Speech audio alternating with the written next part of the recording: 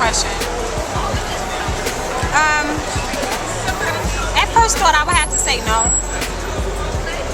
I don't see any drastic change. I'm sure that changes are taking place because changes happen subtly before you see something drastic. You know what I mean? But by the time you see something drastic, it's always been happening. Yes. You know, and liken that unto the life in the womb of a woman, you know. By the time a woman even knows she's pregnant oftentimes, it was already something happening in the womb. You know, by the time she sees it or feels that or is aware of it consciously. So I'm not going to deny, of course, just because I don't see change doesn't mean it's not happening. I'm not deluded. You know, but he asked me, do I see it? No, I don't really see anything drastic.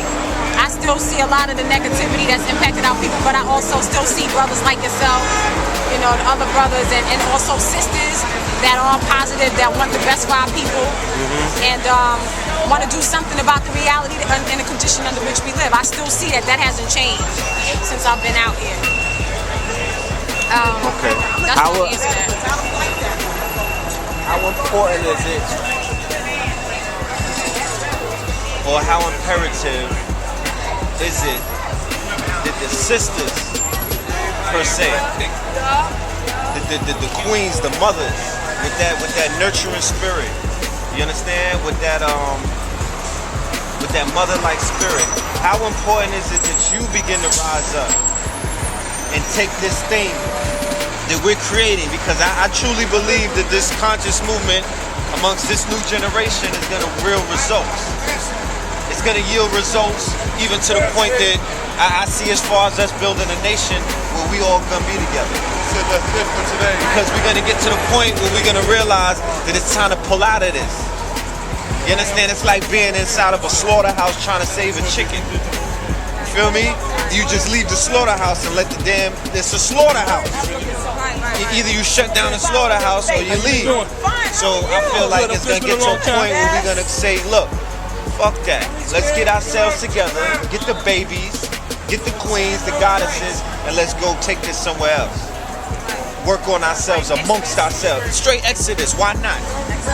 They doing this all over the world. They leaving places in droves to start a new beginning. You know what I mean? To deal with that higher, so they could deal with higher civilization. You know what I'm saying? So I truly believe that because we can't do that by ourselves. Especially knowing the structure of the family and present-day society, a large amount of our queens, of our mothers, of our sisters work for the white man. You understand? They're trapped in that system of self. They're not dealing with a lot of self-reliability. You know what I mean? They dealing with they on that nipple. You know what I mean? They on the nipple of that cracker, either through that government system or they going through these corporations, empowering these corporations. So we got to get it in their minds that, you know, and my mom's explained to me how the nature of a woman deals with security, with the man and all of that, and we keep that roof over your head and all of that stuff. So it's gonna take y'all trusting us and us getting our shit together, showing y'all that we got this. There's nothing to worry about. We ain't gonna let it rain on your head. We ain't gonna let these things go on, and we gonna still provide. It ain't like we gonna be giving, because we could all get it together. So what do you think it's gonna take for the sisters to rise up and get into that mindset? What is it going to take for the sisters? Because they gonna be the ones to, it's not a one thing or two, it ain't a masculine or feminine thing. It's a together thing. And I want to stress that to all the brothers that keep running around. Black man is God and the black woman is subordinates and da-da-da-da-da. No, nigga. The black man ain't God and the black woman ain't God. The black family is God. It's the Trinity. It's Asar, Aset, and Heru. It ain't one, you can't pull each one and try to separate it. It's that nucleus that creates God. You know what I mean? You imitating them if you're dealing with one. The individual shit is a good imitation, but you can't get it until you become the one. And it's that's the first story of the unity within the house. You get that shit understood, you can come outside and begin unifying the people. But if you can't unify in the crib, it's gonna be hard to do it in the streets. You know what I'm saying? So I'm not saying that it's gonna be all on y'all, but we need y'all together. We need to do this together. So what is it gonna take for the togetherness, the congealing. We can't even communicate right now. Feel me? I can't even shake a woman's hand and give her a hug. And on some more, I just love you, man. That's it. I'm going about your day. I ain't trying to take nothing from you. They not even going for that in New York. You know what I'm saying? So, what steps are we gonna take to get there? Sisters? Yeah. That's an excellent question. But they see that's important. That's something where they see this as a life goal to them. You know what I mean? Other than getting a raise. Okay. It's a lot to that. Peace. I believe, I don't know, I'm reminded of Queensboro, brother, the Million Man March, and how the Honorable Minister Farrakhan called one and almost more than 2 million, from what I understand, showed up. And I remember how proud the sisters were just of that event, seeing the brothers stand up to atone, to strive to be better men, take control of our communities, be the protector and provider that you are naturally. And when we see that in you, we fall right in line. You know, we are your second self. We are a part of you. You are a part of us. So of course, like brother said, any change in a woman is going to reflect in the man, and any change in the man is going to reflect in the woman. Because we are really twin halves of the same essence of God. But I think that a lot of it has to do with us just understanding who we are as women, coming back to the nature of ourselves, to nurture, to support, to nourish.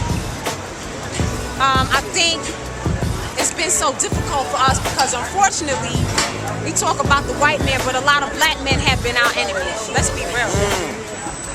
A lot of those who talk about the white man, they are enemy to their women by how we get treated. Ain't got no problems. That's what they be saying? That's the mentality of a lot of us, you know. I'm doing the knowledge.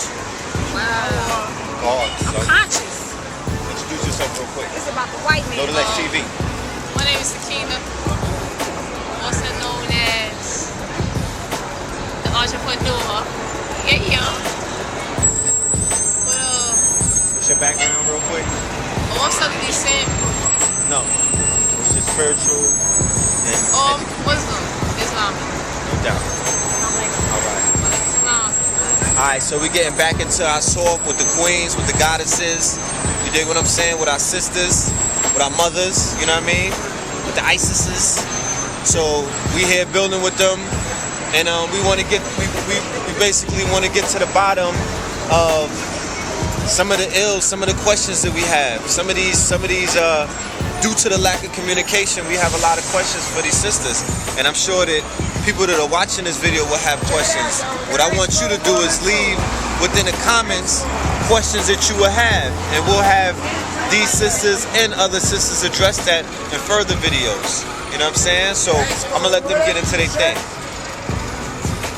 Let's talk about what is some of the, from a woman's standpoint, what is some of the issues that the men that you come across are having within themselves that are preventing them from basically basically reflecting the love that they have inside of them? That's an excellent question. Because I know, and I believe over these last few years of different things I've gone through personally, you know, Allah has shown me the beauty in black men, which is ironic because I've been very hurt by black men. But I had to go through that hurt to get some insight.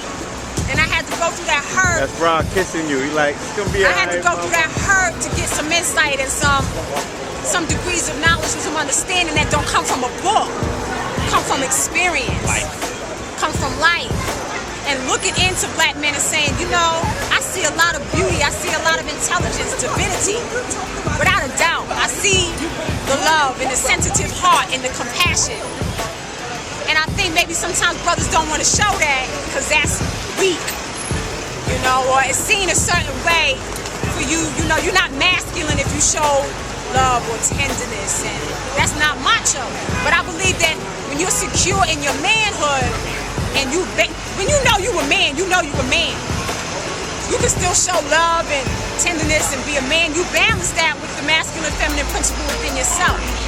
You know, but a lot of brothers are insecure. You know, and it's still following the definition of manhood that's been given to them by the enemy, even though we claim to be conscious.